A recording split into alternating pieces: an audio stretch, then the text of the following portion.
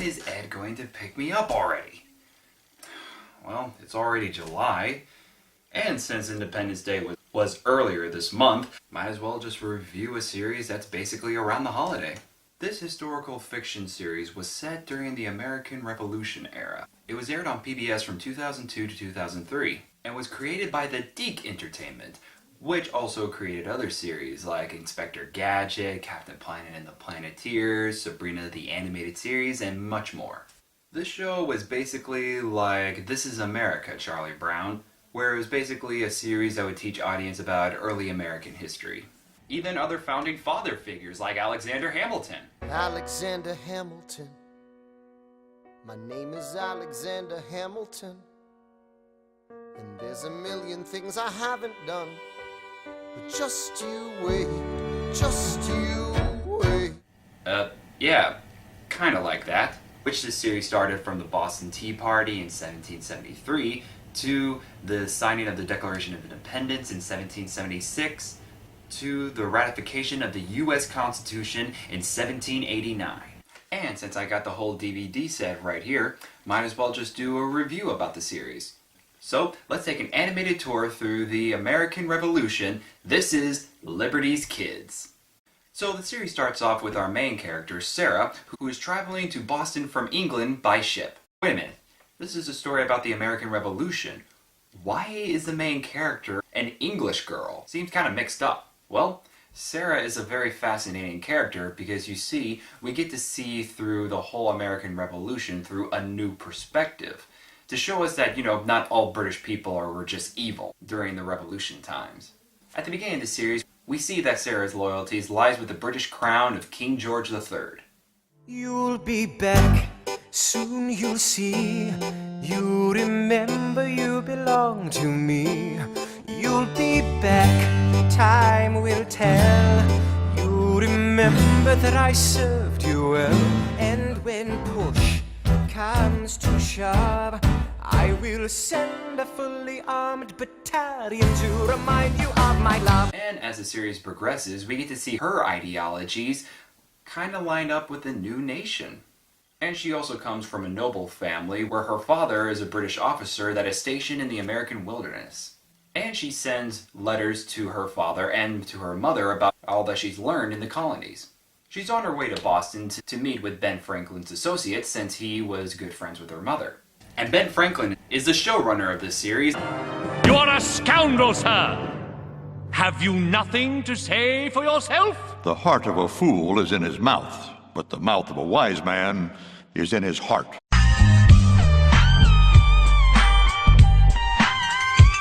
The British government basically blamed him for what happened in the Boston Tea Party and claimed him to be a traitor. But he's like, hey, I'm not British anymore. I'm a citizen of a country that hasn't been established yet, and then walks out.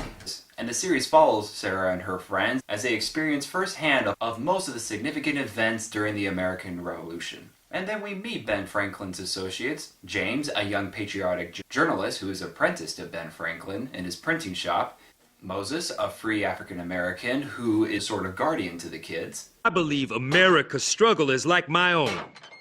The colonists consider themselves enslaved to a master they did not choose. And that's a fight. If it comes to fighting, I will not duck. And Henri, a young French lad who is mainly the comic relief of the series. No taxation without representation! Do you know what that means? Nope, I heard the others saying it. Plus, Sarah and James make such a cute couple. Strike me as a woman who has never been satisfied. I'm sure I don't know what you mean. You forget yourself. You're like me. I'm never satisfied. Is that right? I've never been satisfied. And though Sarah and James never became an official couple, it was still hinted at times, and it's fun watching these two characters just working off of each other. The three head their way to Boston Harbor, where they meet other freedom fighters like Samuel Adams, who are dumping all the tea from Britain into the Boston Harbor because of the new Tea Act, infamously known as the Boston Tea Party. And it just so happens that Sarah was on the very same ship where all this was happening. Take that! What hit me? You'll never take me alive! But the group made their way out of Boston thanks to the help of Phyllis Wheatley, who was a slave, but she was a very famous poet during her time. And yeah, they did not skip over the fact that there was slavery during the time. In fact, there was a bunch of stuff that you wouldn't normally find in other kids shows that were featured in here, like deadly sickness, tar and feathering someone, prejudice against someone's religion, the mistreatment of Native Americans, death on the battlefield, and even implying the execution of Nathan Hale, which proves that this show had guts to not sugarcoat history. But they also show some great things that you may not even heard of, like the invention of the turtle, which was the first submarine vehicle to be used during wartime. And also about Margaret Corbin, aka Captain Molly, who fired against British soldiers at Fort Tyrone, as well as many other women who served in the American Revolution. There's even some generals who helped in the American cause that are not as well known that are shined through the series, like Henry Knox and Nathaniel Greene. They even had a retired general to play a part in this series. And I know this is a review about the series and not a history lesson, but there's just so much information to learn, like other foreign allies that helped us in our time of need, like Thomas Paine, who wrote Common Sense, which inspired colonists to rise up against the British government, the Marquis de Lafayette, who was a valued French ally in our cause of liberty. Everyone give it up for America's favorite fighting Frenchman! I'm taking this horse by the reins, making red coats weather with blood stains. And I'm never gonna stop until I make them drop, burn them up and scatter the remains down. Watch me engaging them, escaping them, and raging them out. I go to France for more fun. I come back with more guns and ships. And other French allies like General Rochambeau and Admiral de Grasse. Or even the Spanish Governor Galvez, who helped us in the South. And even the Baron von Steuben, who was voiced by Arnold Schwarzenegger. I'm not making this up. Arnold Schwarzenegger, who whipped our American soldiers into a professional army. In fact, there's a lot of guest celebrities that made it into this show. The late Walter Cronkite, who was a famous PBS news anchorman, played Benjamin Franklin himself. Billy Crystal as John Adams. Annette Bening as Abigail Adams. Ben Stiller as Thomas Jefferson. Liam Neeson as John Paul Jones, Sylvester Stallone as Paul Revere, and apparently there were two writers. Whoopi Goldberg as Deborah Sampson, who is basically the Mulan of the Revolutionary War. Even Dustin Hoffman played Benedict Arnold. Yes, that's right. The man who betrayed the American cause and everyone who admired him, including Sarah.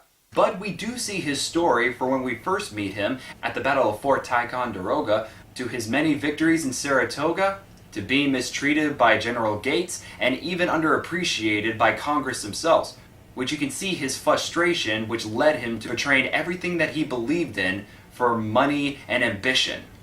What's amazing about this series is that it shows stories of common people doing extraordinary things, like Sybil Ludington and Joseph Plump Martin, both of whom are played by the singers of the theme song, Kayla Hinkey and Aaron Carter, or with the assistance of James Armistead Lafayette, a slave who offered his assistance to Lafayette to act as a double agent for the British, which held General Cornwallis in Yorktown, and so that Washington and his French allies would be able to surround Cornwallis and bombard him until he surrendered, thereby ending the war with Britain. And I just gotta say, this guy has the slyest voice of all time.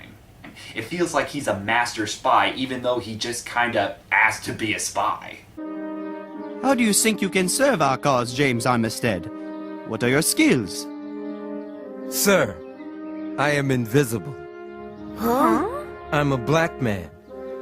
Most white folk don't look at me. They don't think about me. They don't care about me. They don't fear me. Do you have any use for an invisible man? And that it even shows that our founding fathers, like John Adams and Thomas Jefferson, were far from perfect.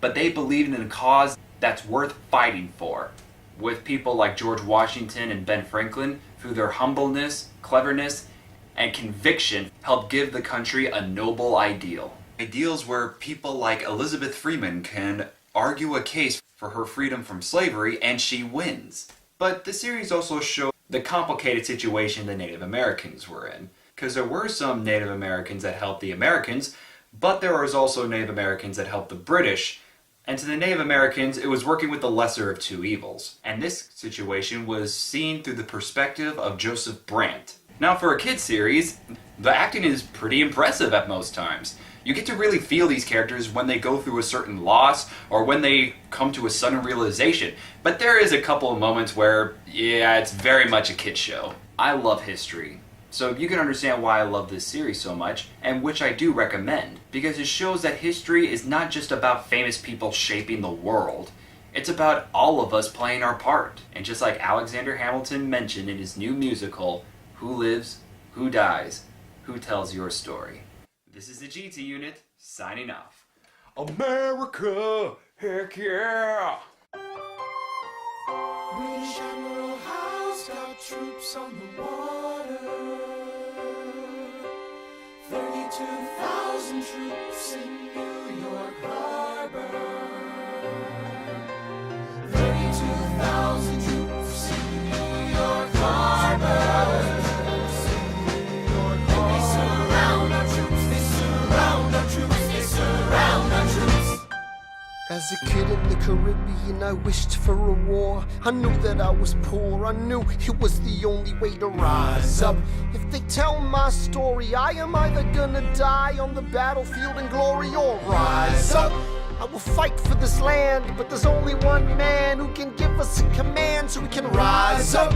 Understand, it's the only way to rise up, rise up. Here he comes. Here comes the general. Ladies and gentlemen, here comes the general. The moment you've been waiting for. Here comes the general. The pride of Mount Vernon. Here comes the general. George Washington. We are outgunned, outmanned, outnumbered, outplanned. We gotta make an all-out stand. Hey yo, I'm gonna need a right-hand man. Check it. Can I be real a second? For just a millisecond, let down my guard and tell the people how I feel a second. Now I'm the model of a modern major general, the venerated Virginian veteran whose men are all lining up to put me up on a pedestal, writing letters to relatives, embellishing my elegance and eloquence. But the elephant is in the room, the truth is in your face when you hear the British cannons go boom. Any hope of success is fleeting. How can I keep leading when the people I'm leading keep retreating? We put a stop to the bleeding as the British take Brooklyn. Night takes Rook, but look. Incoming! They're battering down the battery, check the damages. We gotta stop them and rob them of their advantages. Let's take a stand with the stamina God has granted us. Hamilton won't abandon ship, yo, let's steal their cannons. Shaboom! Goes the cannon, we're abandoning Kips Bay. And there's another shipping. We just lost Southern tipping. We gotta run to Harlem quick, we can't afford another slip. Guns and horses giddy up. I decide to divvy up my forces. This skittish as the British cut the city up. This close to giving up, facing mass scrutiny. I scream in the face of this mass mutiny. Are these the men with which I am to defend America? We ride at midnight, Manhattan in the distance. I cannot be everywhere at once, people. I'm in dire need of assistance. Have I done something wrong, sir? On the contrary, I called you here because our odds are beyond scary. Your reputation precedes you, but I have to laugh. Sir? Hamilton, how come no one can get you on their staff? Sir! Don't get me wrong, you're a young man of great renown. I know you stole British cannons when we were still downtown. Nathaniel Greene and Henry Knox wanted to hire you. To be their secretary, I don't think so. Now why are you upset? I'm not. It's all right you want to fight, you've got a hunger. I was just like you when I was younger. Head full of fantasies of dying like a martyr. Yes. Dying is easy, young man. Living is harder.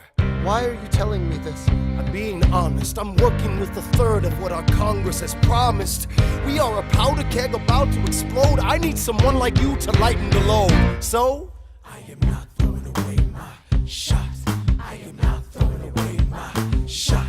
Hey, yo, I'm just like my country. I'm young, scrappy, and hungry. I am not throwing away my shot. Son, we are outgunned, outmanned. You need all the help you can get. I have some friends. Lawrence Mulligan, Marquis de Lafayette. Okay, what else? Outnumbered, outplanned. We need some spies on the inside. Some king's men who might let some things slide. I'll write to Congress and tell them we need supplies. You rally the guys, master the element of surprise. I'll rise above my station, organize your information till we rise to the occasion of our new nation. So, here comes the general. Rise up. Here comes the general. Rise up. Here Here comes the general. Rise up. What? Here comes the general. What? And his right-hand man.